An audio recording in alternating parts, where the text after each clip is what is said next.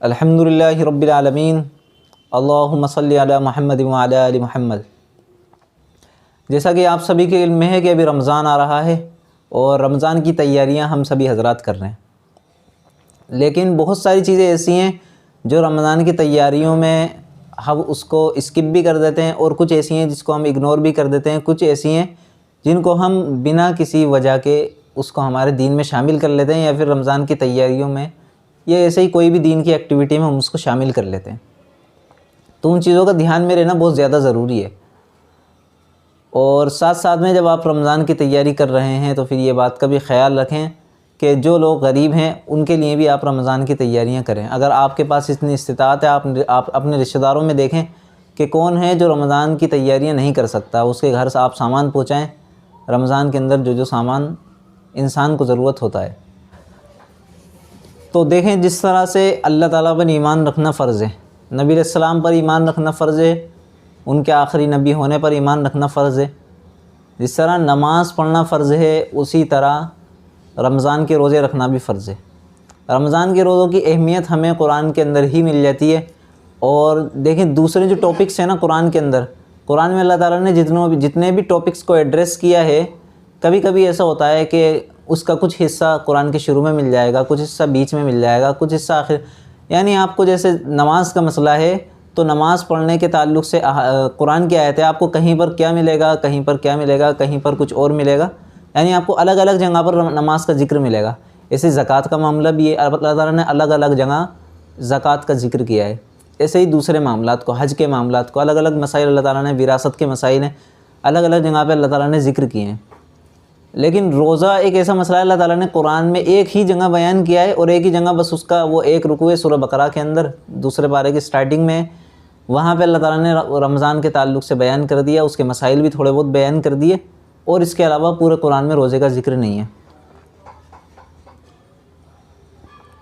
तो देखें रोज़ा रखना जो है वो फ़र्ज़ है। नबी अलैहिस्सलाम की हदीस है, 5 चीज़ें अल्लाह ताला ने फ़र्ज़ की हैं। अल्लाह ताला पर, नबी अलैहिस्सलाम पर ईमान रखना, यानी ईमान, ला इलाहा इल्लल्लाह मुहम्मदुर रसूलुल्लाह, नमाज कायम करना, ज़कात देना, हज करना और रोज़े रखना। तो रोज़ा रखना उन 5 चीज़ों में से जो कि फ़र्ज़ है। रमज़ान के रोज़े फ़र्ज़ हैं और हमारे लिए जायज़ नहीं है कि हम बिना किसी उज़्र के, बग़ैर किसी मजबूरी के रोज़ा हम छोड़ें। यह हमारे लिए जायज़ नहीं है। क्यों जायज़ नहीं है? क्योंकि फ़र्ज़ जो होता है ना, उसके लिए कोई ना कोई मजबूरी चाहिए होती है उसको छोड़ने के लिए। तो अल्लाह ताला ने कुरान के अंदर 2 मजबूरियाँ तो आपको बता ही दी। अल्लाह ताला ने फ़रमाया है कि या तो अगर आप सफ़र में हो या फिर आप बीमारी से हो, तो ये 2 मजबूरियाँ ऐसी हैं, अगर इसके अंदर आपको दिक्कत है रोज़ा रखने के लिए तो आप रोज़ा छोड़ सकते हैं। इसके अलावा अल्लाह ताला ने कुरान में फ़रमाया रोज़ा जो है वो तुम पर फ़र्ज़ किया गया है, इस तरह फ़र्ज़ किया गया है कि पिछली उम्मतों पर भी जिस तरह किया गया था। औज़ु बिल्लाहि मिनश शैतानिर रजीम, या अय्युहल्लज़ीना आमनू कुतिबा अलैकुमुस्सियाम, ए ईमान वालों तुम पर रोज़े फ़र्ज़ किए गए हैं, कमा कुतिबा अलल्लज़ीना मिन क़ब्लिकुम, जिस तरह तुमसे पहले भी फ़र्ज़ किए गए थे।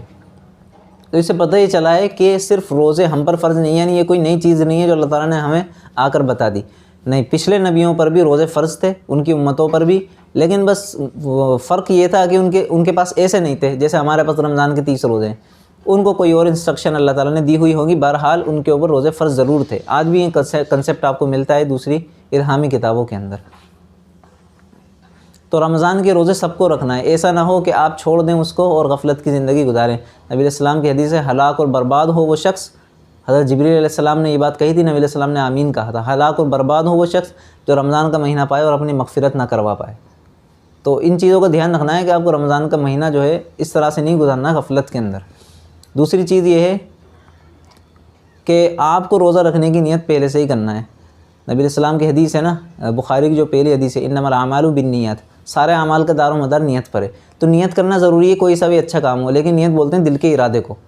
तो रमज़ान के रोज़ों की आप नियत करेंगे, पहले से ही नियत कर लेंगे, दिल में सोच कर, यानी आप रात में अलार्म लगा कर भी सोते हैं ना रोज़े के लिए, तो वो भी आपकी नीयत है। तो ये आपने नियत कर ली, लेकिन वो नियत साबित नहीं है जो सहरी के अंदर आप सहरी खाने के बाद नियत करते हो, वो अभी सौमी गदिन नवैतु मिन शहरी रमज़ान, ये किसी भी सही हदीस के अंदर नहीं आया। तो इस तरह से आपको नियत नहीं करनी है, आप बस दिल में रात में सोच कर सोए मैं कल रोज़ा रखूँगा, यही आपकी नियत है। दूसरा मसला ये है कि इफ़्तार के वक्त आप जो दुआ पढ़ते हैं, अल्लाहुम्मा इन्नी लका सुमतु व बिका आमनतु व अलैका तवक्कलतु व अला रिज़्क़िका अफ़्तरतु, तो इफ़्तार के वक्त ये जो दुआ पढ़ी जाती है, ये दुआ किसी भी सही हदीस से साबित नहीं है। जो सही हदीस से साबित है वो इफ़्तार के बाद की दुआ है। आपको इफ़्तार करने से पहले बिस्मिल्लाह पढ़ के इफ़्तार करना है, रोज़ा खोलना है।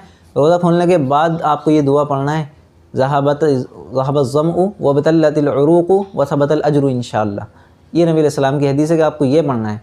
नबी अलैहि सलाम पढ़ा करते थे इफ़्तार करने के बाद।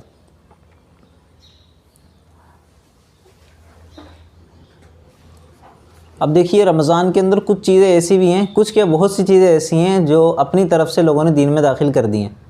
अपनी तरफ से दीन में दाखिल करने का मतलब ये है जिसका सबूत हमें कुरान और सुन्नत से कहीं भी नहीं मिलता, लेकिन बस वो उसको मानने लग जाते हैं।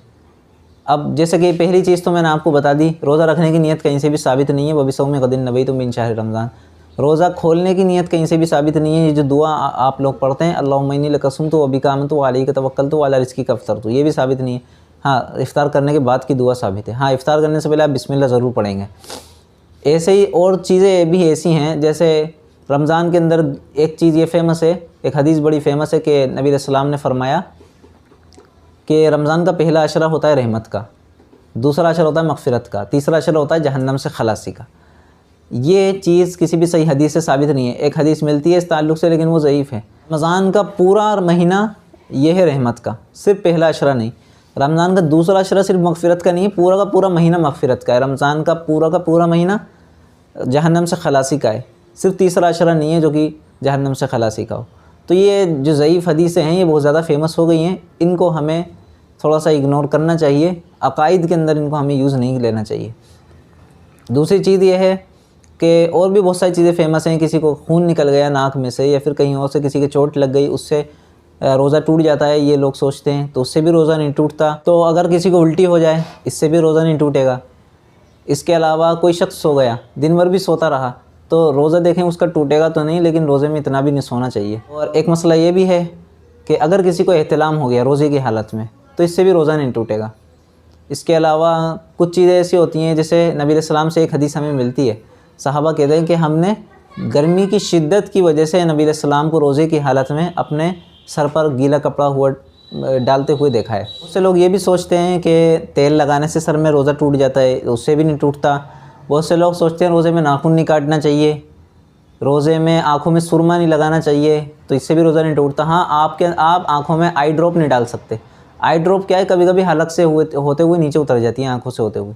अगर ऐसा नहीं होता तो फिर ठीक है, डाल सकते, लेकिन एहतियात का पहलू यही है कि आप नहीं डालें, वो कभी कभी हलक में भी उतर जाती है, तो आई ड्रॉप आप ना डालें। इसके अलावा किसी के अगर हाँ, एहतलाम का आपको बता ही दिया कि एहतलाम होने से रोज़ा नहीं टूटता। इसके अलावा कोई सो गया, नबी अलैहिस्सलाम सर में अपने कपड़ा रखते थे गर्मी की शिद्दत की वजह से, तो आप कोई गीला कपड़ा भी अगर रख रहे हैं, या फिर आप अपने कपड़े गीले कर रहे हैं रोज़े की हालत में, आप दिन भर अपने गीले कपड़े रख रहे हैं, तो फिर वो भी जायज़ है। और या फिर आप बार बार नहा रहे हैं, तो वो भी जायज़ है। और ये फिर आप एक और हदीस है सही बुखारी के अंदर, इमाम बुखारी जो हैं एक उन्होंने बाब कायम किया है, उसके अंदर एक सहाबी का कौल लेके आए। उसके अंदर ये है कि आप जो कुल्ली करते हो वज़ू के लिए या फिर गुस्ल के लिए, अब आपकी ज़बान पे जो तरी रह गई, आप एक बार तो वो कुल्ली थूक दोगे, अब ज़बान पे जो तरी हो गई, अब वो पानी का हिस्सा नहीं है, अब आप उसको अपने अंदर भी ले लो हलक के, तो फिर आपका उससे भी रोज़ा नहीं टूटेगा। तो बहुत सारे लोग इसमें भी परेशान हो जाते हैं, वज़ू करने के बाद कुल्ली करते हैं और फिर बार बार उसको थूकते रहते हैं, पूरी ज़बान को वो सुखा देते हैं, तो ऐसा भी नहीं करना चाहिए। इसके अलावा आपका जो थूक है उसको भी निगलने से आपका रोज़ा नहीं टूटेगा। हाँ, लेकिन आपको इकट्ठा करके थूक को मुंह के अंदर इस तरह से नहीं पीना है, ये तो फिर प्यास बुझाने का मकसद हो जाएगा आपका। तो बहुत सारी चीज़ें वो हैं जिनसे रोज़ा टूटता नहीं है। किसी ने कोई गाली बक दी, उससे भी रोज़ा नहीं टूटेगा। मिसवाक करने से भी रोज़ा नहीं टूटेगा। आप अगर ब्रश कर रहे हो उससे भी रोज़ा नहीं टूटेगा। लेकिन टूथपेस्ट आप यूज़ नहीं कर सकते। टूथपेस्ट में क्या है, थोड़ा मज़ा आ जाता है और उसका जो टेस्ट है वो थोड़ा अंदर तक चला जाता है, इसलिए टूथपेस्ट आप यूज़ नहीं करें। अगर आपको ज़्यादा ही दिक्कत हो रही है दांतों को, आपको बू से, तो फिर आप उसको दांतों को आप साफ़ कर सकते हैं, मिसवाक से कर लें या फिर टूथब्रश से कर लें, लेकिन पेस्ट आपको यूज़ नहीं करना है।